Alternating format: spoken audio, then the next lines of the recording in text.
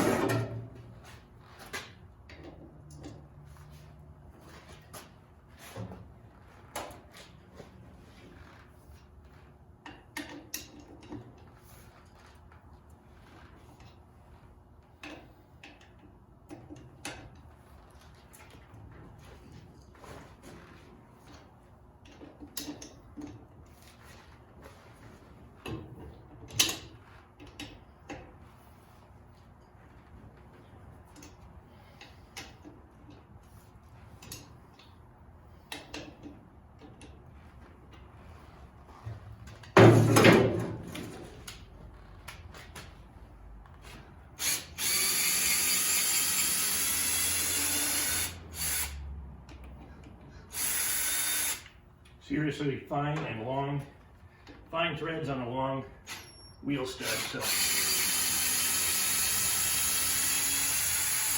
as I'm old and lazy, I let the drill do the repetitive work.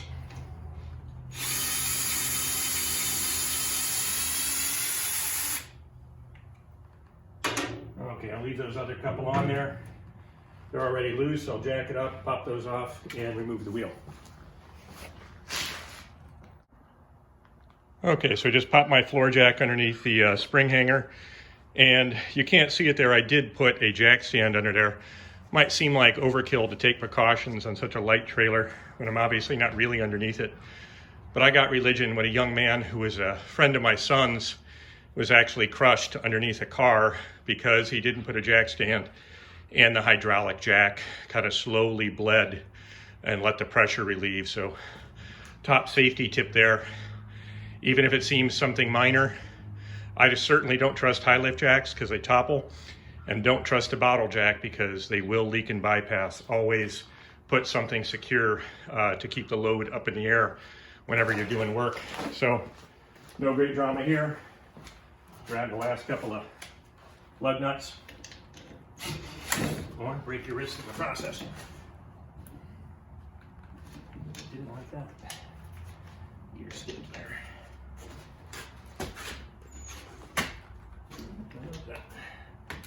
Maybe I go too soon. There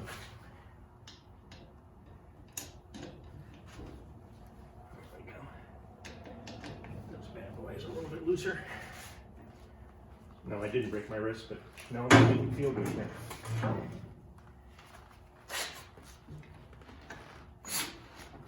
Playing in the right direction as well.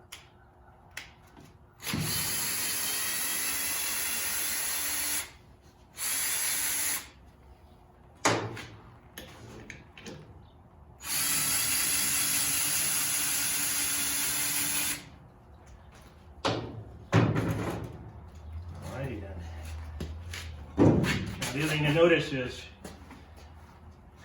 there's basically a nut under that hub. I'll show you in a minute. That's all that holds this wheel on here are the bearings, races, and the retaining nut. So as I think it's Justin King, I'll reference his video. I watched his video before I did the other wheel. As he says, you don't want to be that guy whose wheel comes flying off your trailer and knocks somebody out. People have died that way. And it is the bearings and the retaining nut on that spindle the hub is only held on by the bearings. Just bear that in mind. It is extremely important to have safe bearings on a trailer.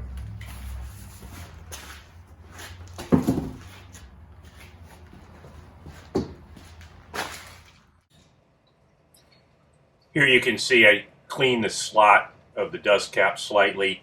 The best technique to pop that off is just place the blade of the screwdriver in the gap and then twist and it'll pop out. At this point I'm simply pointing out that there's grease over the outside thrust washer and how I will next have to flatten it or bend it flat to allow me to turn the nut at the outside of the assembly. Falling off with the wheel while you're zooming down the trail or the highway.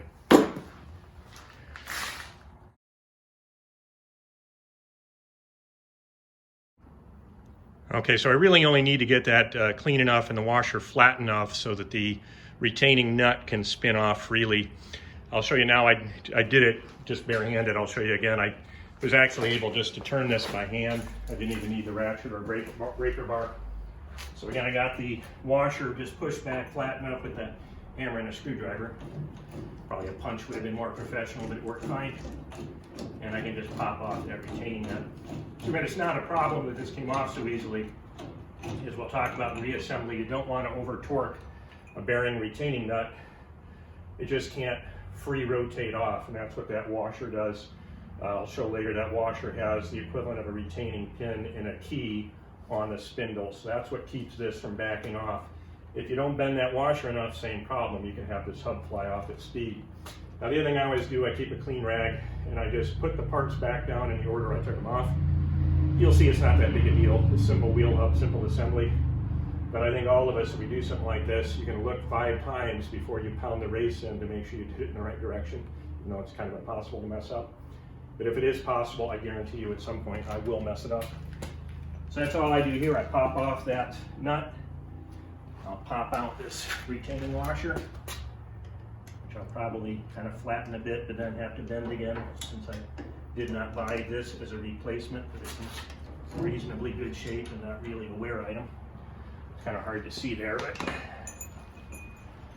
it's got a little, so basically that tab, you can see it, is what prevents that nut from backing off. So that's what you want to make sure, that this washer is in good shape and can hold that last retaining nut and not fly off on you. And again, I just stack them in order that I take them out so I don't get confused later.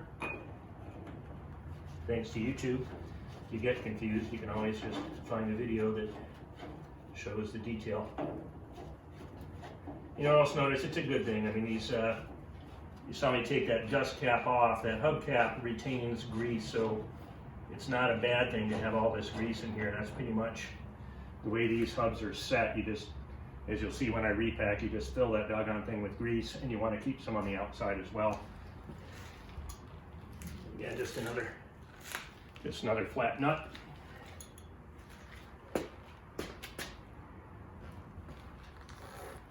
At that point, there's really nothing retaining that hub anymore. There's one more washer in there.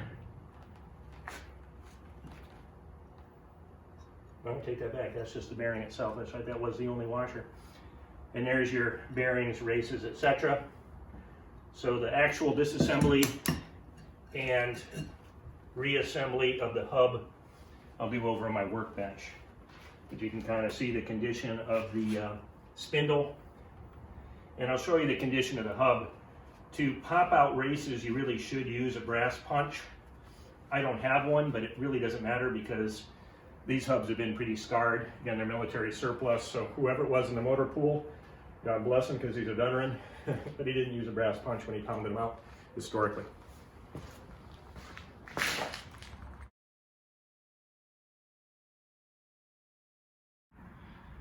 Okay, once again, confessions of a 5S hypocrite. You can see the aftermath of many completed and partially completed projects here on my crowded workbench. But you get the idea. What I'm going to do now is basically take out the bearings in order and then I'll basically demonstrate how I use a punch and a hammer to tap out the races. When I tap out the one race, it'll knock out the seal. So I'll give you a close-up when I get to that point. All right, so we'll go ahead and do some of this in order. So as you saw a moment ago, there's the bearing. That's the outer bearing of the wheel. Now behind that is a race. Grab a little grease out of there. Try and hold that up to the camera so you can kind of see the condition of that race. So what I'll do now is I'll flip it over and I'll knock out that race. Now there's a little notch in the casting of the hub where you can fit a punch and you can tap that race out. So I'll tap out the outer bearing race, flip it over and tap out the inner bearing, and I'll push out the inner bearing race, the inner bearing, and its bearing seal all at once. And hopefully they'll come out in decent shape so I can use them as emergency field spares. So again, I don't have a brass punch, but I do have from some old leftover bodywork tools that were in a auction special for my brother. This is a fairly soft metal punch. You can see in the camera that's a bit blunted. I've used it for this task before and it works out okay. And like I said, unfortunately I know in advance from having done the other side that these hubs are not in the greatest of shape. You can also kind of see how old some of that grease is. Now I've owned the trailer for a long time, so I won't admit how long it's been that these bearings have been inspected.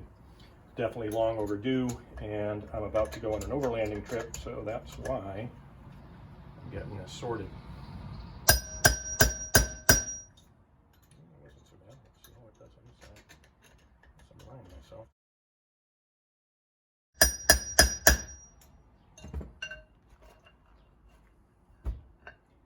So you can see the race is trying to pop out there. I just need to tap it with a little more precision and it'll pop right out.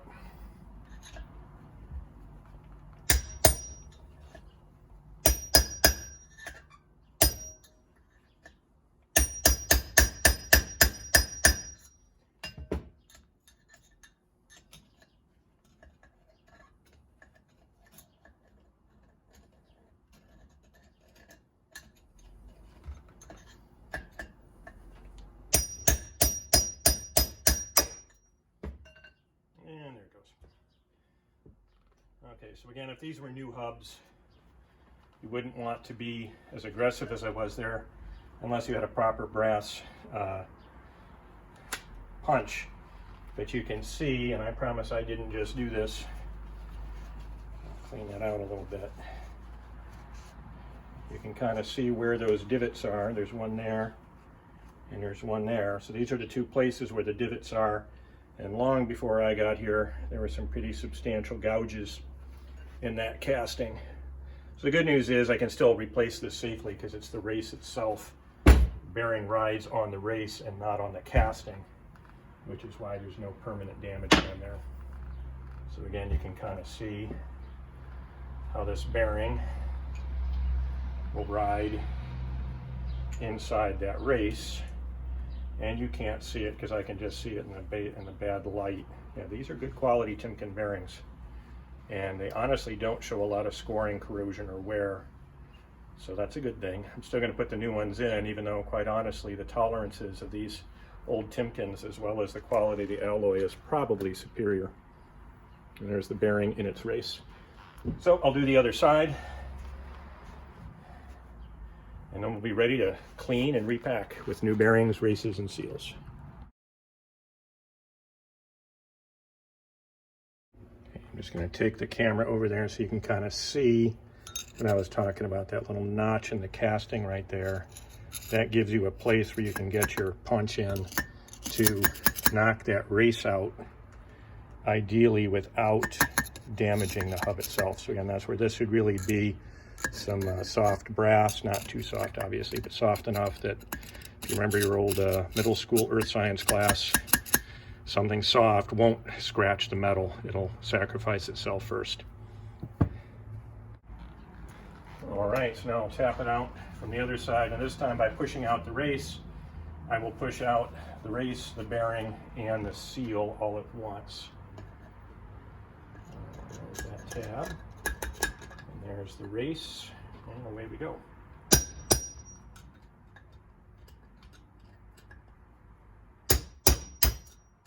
it's much more cooperative. It's also been knocked around quite a bit here. So.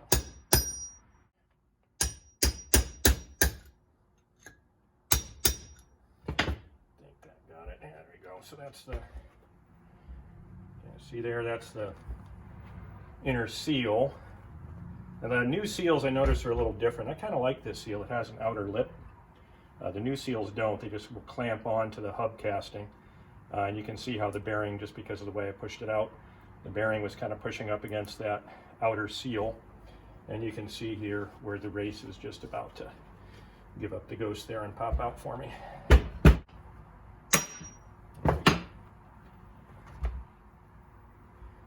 And again, there it is. Good quality Timken bearings and races. And again, really not in bad shape. They're very long in the tooth, but it's what a high quality bearing can do for you after all those years. Let's see if you can see the, I don't know if you can see the words there in the camera, but you can kind of see the Timken stamp there on the race. And again, the looks like, I don't know if that's in the grease. Let me wipe that. Yeah, that was just in the grease. So I don't see any marks or scuffs or corrosion or anything on these races, so I'll be happy to hang on to them as spares.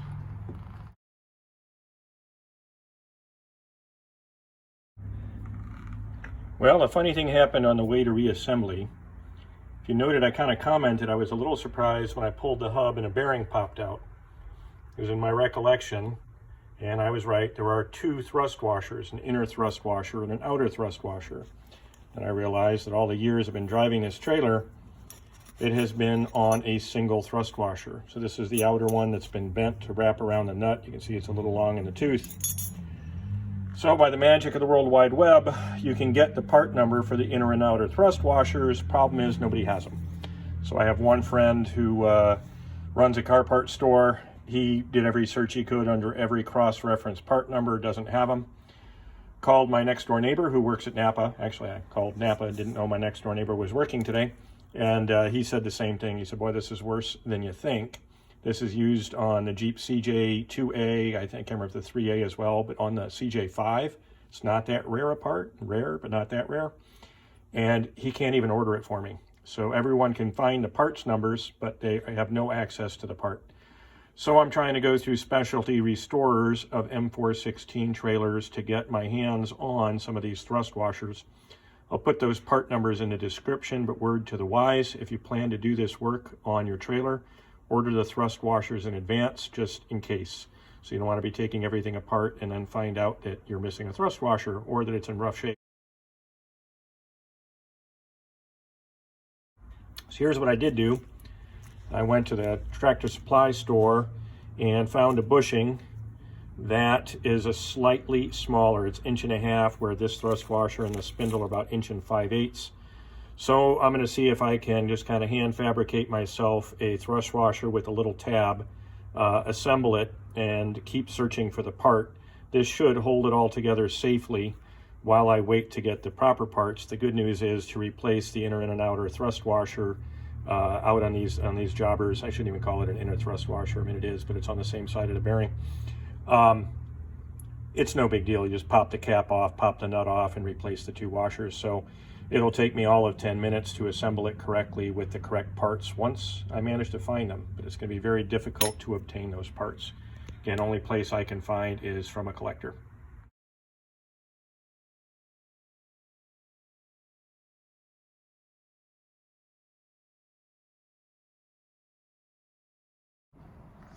This is my second try.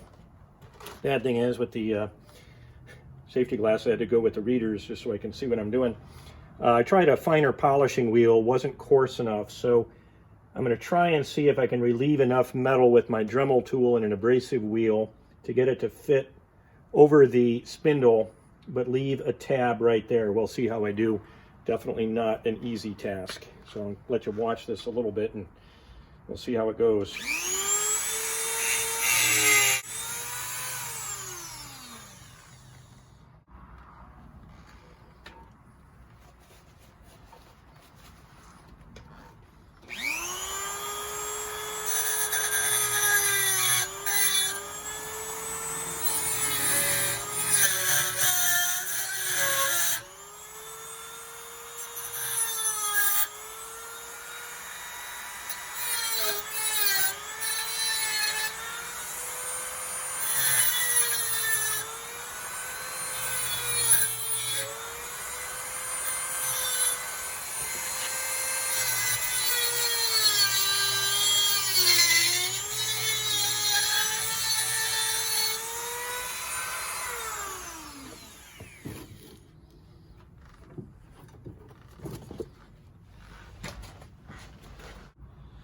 going to walk through that one more time. I can't tell whether I'm stopping or starting on this video, but that worked. I just test fit this on the spindle. You can see I kind of carved out a little key, which honestly looks a lot like what the outer thrust washer is. I suspect that was a handmade job from some years ago.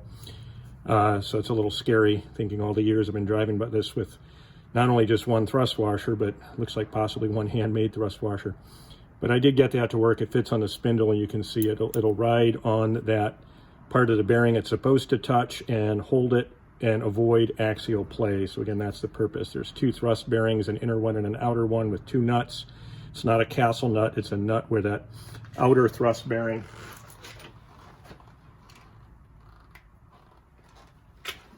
now I look at it, I can't tell if that's the manufactured part or something that someone fabbed up. But you can see how that will slide in the key of the spindle. One nut will lock that first one I just fabbed up, then this washer, then a nut, and you can see how you have to bend that lip of the washer over to lock the nut and make sure it doesn't rotate. An alternative is a castle nut, but that's not the way these particular bearings are designed.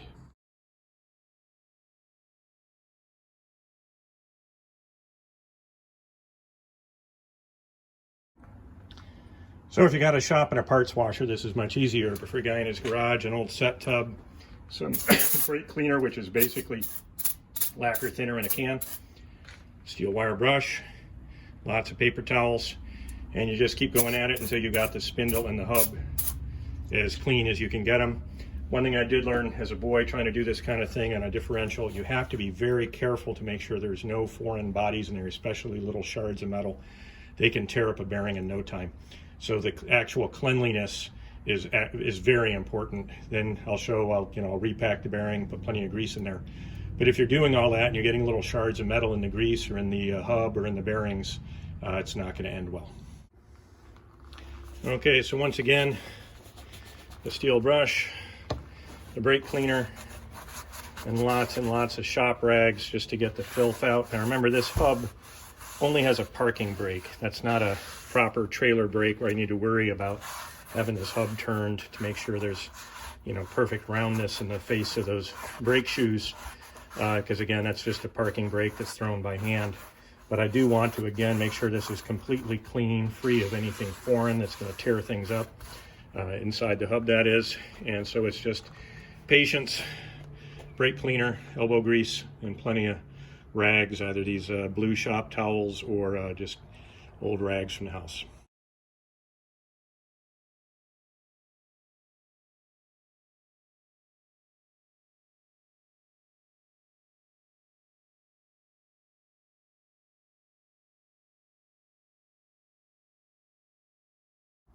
Okay, we'll turn this into a sort of a low quality unboxing video.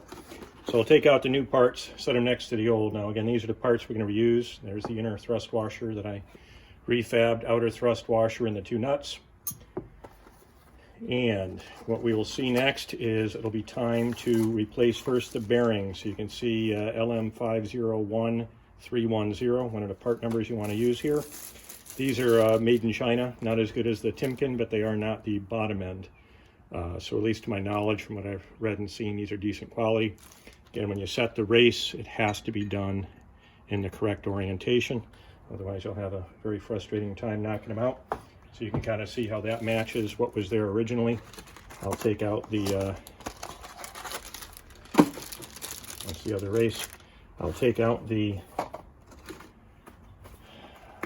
seal driving set to kind of show you which one you use where. Yeah, now Justin, from this point on, Justin King's video just kind of nails it. The only thing he didn't show is how to fab your own inner thrust washer and what it looks like when you first fully disassemble it. So again, this is then that next bearing. You have to pack this all with grease, and that'll set in that race. That'll be the outer bearing. Then we'll get my little homemade inner thrust washer on there, a nut, outer thrust washer, the other nut. Make sure that's in frame there. Okay, good, it's in frame. And then of course have to fold a little bit of the lip of this washer back over this nut to keep it from rotating. So that'll be the outer bearing. And then what's left in here basically are the parts for the inner bearing. So here are the seals, I believe. Yep, there's the new seal. Now notice this seal is a little different. Not a big deal. This one had that kind of outer lip.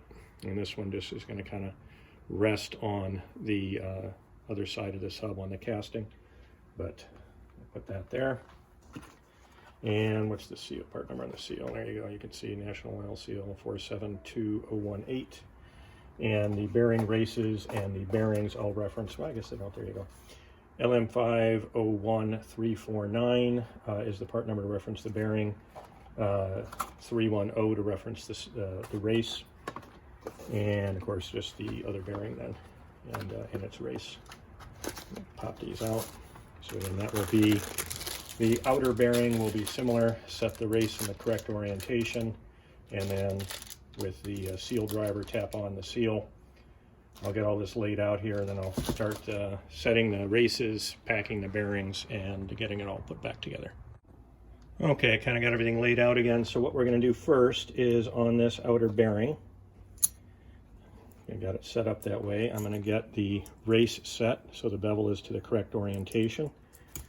And I'm going to tap that in. Now I just know from Justin's video, so I don't have to go rediscover it, that you want a number 7 seal driver, and that way it will not score the inner race. Now this does matter. The fact that hub's a little scored I don't worry about, because the race is what the bearing rides on, but I can't score it now. So I'll set that here, and we'll just set the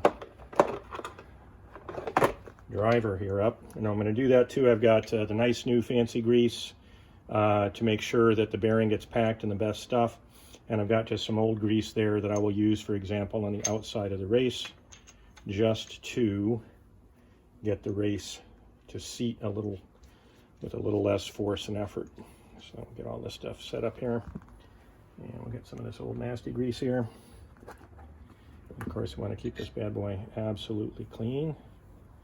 Don't see any indication of a scuff or a mark or a ding or corrosion or anything. And I'm not going to put the nasty grease on the business end, but on the non-business end. So again, this is purely an assembly aid. I'm just putting some of the old grease here on the outside of the race, just so it will ride in smoother. And again, at this point on, if you're bored with my video, I'll try to mark the time at this point. You know, Justin's video is super in-depth on these detailed aspects of the reassembly. In fact, I would not have attempted this had I not found his video first, and figured, you know, might as well just buy the parts and knock that out myself.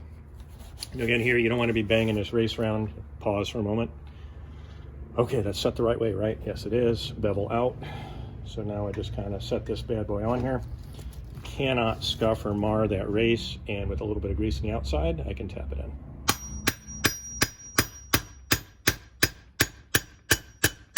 You're not going to be able to control how uniformly it goes. Just kind of assume that it's going to be reasonably uniform.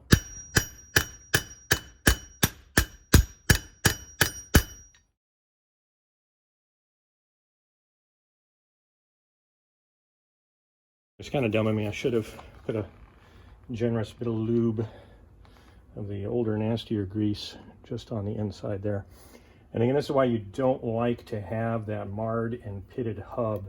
If I need to, I'll take some emery cloth in there. Again, I'll have to be very careful to clean everything out again. It may be that some of the scoring that's in there is preventing the race from seating the way I would like it to. And again, I'll just put a little bit more of the old grease on the outside of the race. You guys ever like pulled wire through conduit and used Dawn dishwashing liquid to persuade it? This is similar in concept. All right, let's see how we do. Round 2. Everything's set up because the seal driver is not hard enough to make a lot of damage unless I get really careless.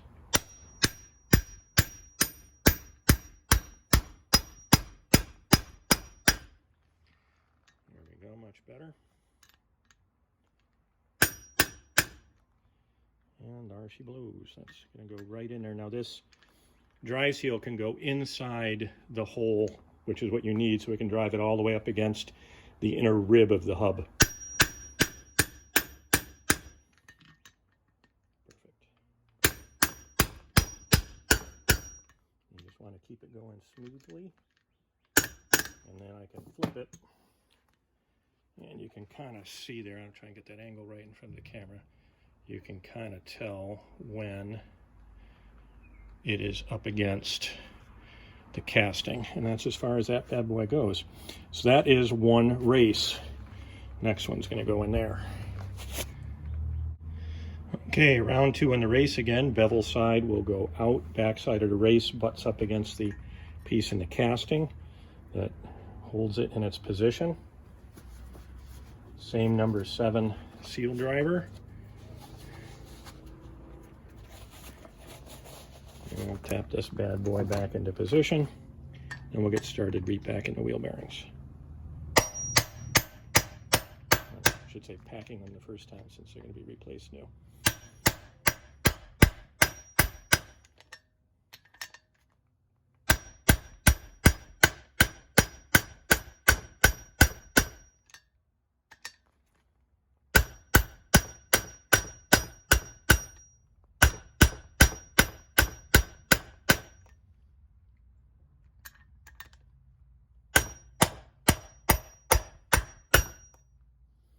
And there we go. You can probably tell by the changing sound, but you can definitely see, well, I can see, I don't know if you can see with the camera there, but you can definitely see when the race comes to rest against the interior of the casting there.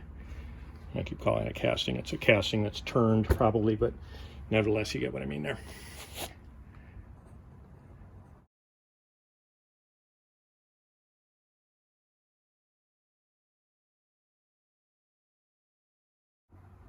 Okay, I won't be messing a lot with the camera here, just because, again, Justin King does a very nice video with all of this reassembly. I'm going to take the high quality bearing and axle grease, good stuff, and I'm going to keep squeezing it into this bearing until it basically squishes out the other side. So manually repacking it, you get all messy, so I'm not going to keep touching the start-stop button there, but you kind of get the idea. This is where you don't want to skimp. Get some good high quality grease. It's this Valvoline multi-vehicle. This is the red stuff, high temperature, which obviously this is not a high temperature application, but feel free, keyboard warriors, to tell me in the comments that I'm all wrong. This is my friend at a local car part shop told me was the stuff he recommended using. All right, so basically I'm just going to start working that grease into that bearing, and I'm going to keep on doing it until the grease is coming out the other side. So you want a good, generous packing of grease right on into that bearing. At this point, it's probably not that interesting, maybe strangely fascinating to watch the goo, but again, I'll keep a link to Justin's video in the description. He goes into some depth as how he does this. Okay, so you can see by the massive degree of gooberation there, I put quite a bit of grease into the bearing, set the bearing in the race, added more grease around the backside. I'll clean that up a bit. I want to show you in terms of how the seal, now this is on the inner bearing, one toward the trailer. I'm just going to use the large, I think it's a number 10. I never remember these things. No, number 9. It's the number 9 seal press here. The reason is you want to be even in your application. I'm sorry, I did that backwards. Not driving a race here, we're driving the seal. So we just want to come around the seal without pinching it or damaging it where it forms its seat on that inner hub. So again, I cleaned that thoroughly previously, and what you'll see us do here in a second, I'll clean that up just a tad more, and I will set the seal, and then I will basically tap it in firmly onto the hub using the seal driver. All right, let's get that bearing seal on there. And again, this one, notice, I think I misspoke earlier when I talked about the cup doesn't rest on the outside of that. I had to remember that. This one, the old one, has that lip, which you wouldn't want to pinch off when you drive it in. I kind of like the lip. I don't know. It seems like it can't hurt, right? But in any event, the new ones, I forgot, actually slide inside the casting there, just like the race did. So again, it'll work. It's you have to be a little careful not trying to force it too soon, but this does not have that outer lip. Nevertheless, I do like to use the big surface area there, just flat up against it to kind of push it in. So we may have to get creative here, but we'll tap her in. When I did this on the other side, it was forever finding an excuse to pop out. And again, you really don't want to damage this thing. I should explain, in really precision applications, mechanical engineers at work would explain, a process engineer myself, that you heat the casting and then put the race in, and then it basically contracts around it. It's obviously not the case in a kind of low temp, low precision application like a trailer wheel bearing. So here I just tap, tap, tap till I get it to seat.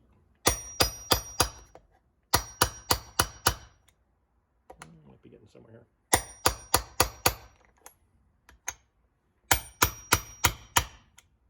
And I think we're getting there now. Yeah, there we go. And again, notice I'm not going to go into the casting because the seal driver I'm using will rest against the casting and not overdrive it inside. And that is the sound of driver against casting. And we're in there.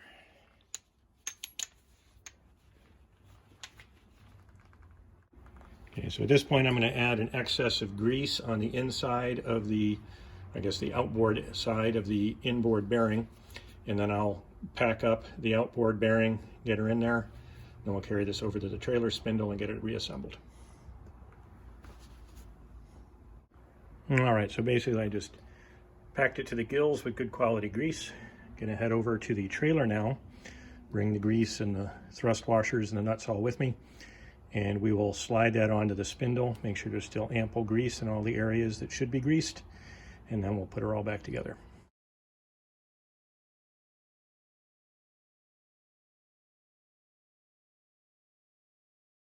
We're gonna now slide that hub back on the spindle. Now I clean the spindle with brake cleaner. Again, that's basically lacquer thinner in an aerosol can. I've wiped it down thoroughly with multiple clean rags, make sure there's no foreign debris or anything that's going to get in there and try and eat up those bearings. I've got my reassembled and highly greasy hub here. There's the inside and outside. You can see that seal and that massive goober of grease that's in there. Now we're just going to slide it on there, remembering that it will push out the outer bearing, so I'll just kind of put my thumb on there. And let's see how we do. So that big old dollop of grease there is going to squirt out. Now you can see I'm not fully on there, but as I compress, I'll put on the first thrust washer. That next nut will kind of just seat the whole assembly by applying even pressure and won't do any harm. It's another reason why I really have no idea. I've seen other guys on the internet say they had the same problem. They wanted to repack their M416 bearings and someone decided there was one washer too many. But you can kind of see as I do this why it's a little weird to figure out, how exactly did they get that done? Then the last thing we'll do that's kind of halfway important is getting that dust cap cleaned and seated on there, because as you probably figured out, spares are not easy to come by, so you don't want to lose those dust caps on the road. The other aspect that I should say, these the real thrust washers, bearings, etc., and that tool, CJ2A, CJ3A, and I believe the CJ5 Jeep all have them, which for all you Jeep guys out there, the world is against you here on those classic Jeeps, because the parts were not available just about anywhere I looked. Okay, so again, I'm going to try and not only know that from doing the other side. As I tighten this down, it's going to kind of seat the seal of the bearings back on the end of the spindle. Let's get this bad boy back out in operation here. Let's do it by hand at first. I'll take the less marred of the two nuts since it's going on the inside, and make sure there's nothing foreign in there that's going to make a mess of things. And if you're wondering, these bearings are massively, massively over-spec'd for a half-ton trailer, which is beautiful. So guys like me who have used these poor little things, it is nice to have it with a lot of safety factor. Now you can't see it probably in the camera, but as I turn this, the dust shield here behind the drum brakes of the hand parking brake and the hub are coming together. So I just want to make sure there's no binding in there. So seal kind of sliding up onto the back end of the spindle there. I'm just going to pop this off because now it's kind of just walking so easily by hand. It's not worth the effort. And again, you can't really see, but this distance is getting very small. Now as I get closer, this is where I have to be careful with over torquing it. Where I had it was just about right.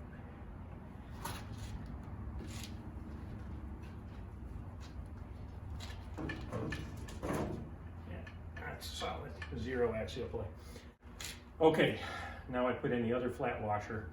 See, this guy's lived a long and painful life. I flattened him out of it.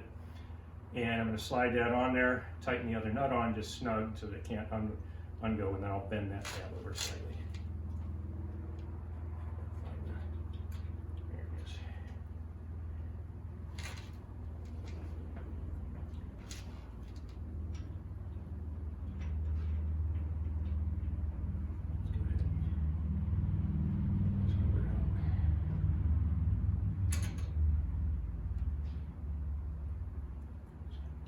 Accessories where it can actually help us and not just make a mess.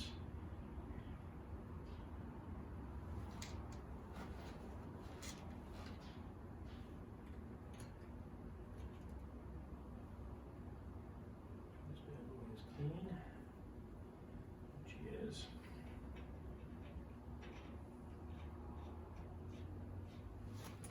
And this one's tightness doesn't matter a whole lot, so long as I don't start turning the other one inside of it. This is just making sure they're firmly snug.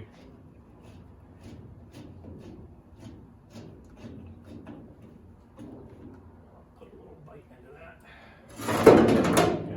I do have a torque wrench, but I don't have a torque spec, so I'm just going to kind of go by feel.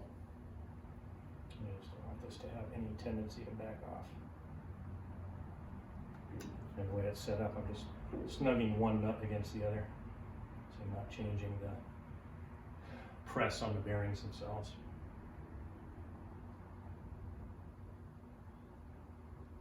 And that feels nicely flat and snug. And again, it's not doing a whole lot, right? So long as that can't back out, it's going to be fine. Screwdriver, a hammer, got some electrician's pliers and a punch.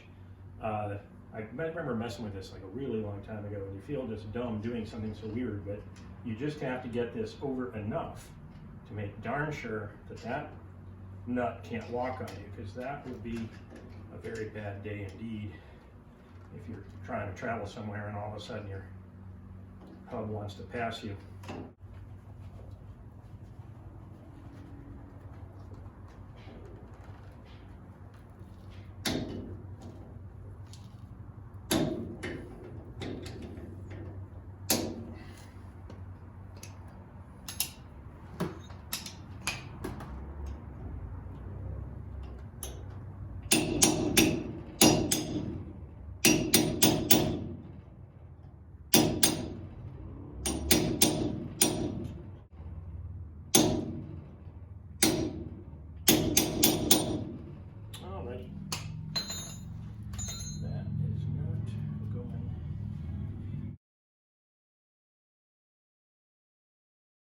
Grease.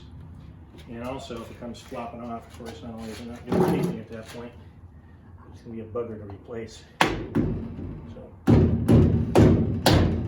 you want it to pop in there, you don't want to damage it. So rubber mallet actually works out very nicely.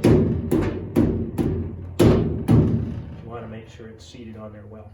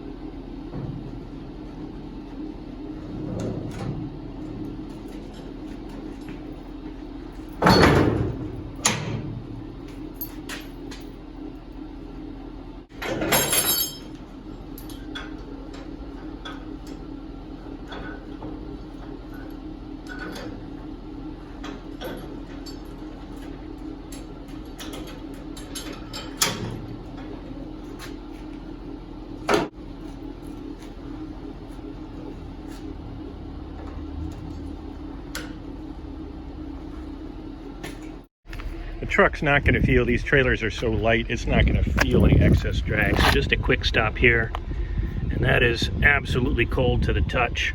That's what I wanted to see. No indication of heat anywhere in here, nor on the drum. So of course the brakes aren't dragging, but I didn't adjust them anyway, so I wouldn't have expected them to. So that's at least the initial sniff test. Of course I didn't feel or hear anything, so I'm confident that's all kosher. And I think this is the side I did last time, so same deal. This one fortunately had both of its thrust washers, so there's less drama there. All right, looks.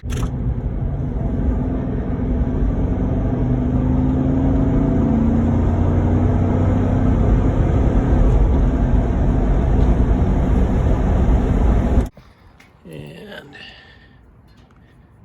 perfect. Barely warm at all. You can see some of the residue of the grease as it squeezes out some juice there, but that's perfect. If any warmth there at all, it's from the sun. No heat in the hub at all, no heat in the cap. Let's try the other side.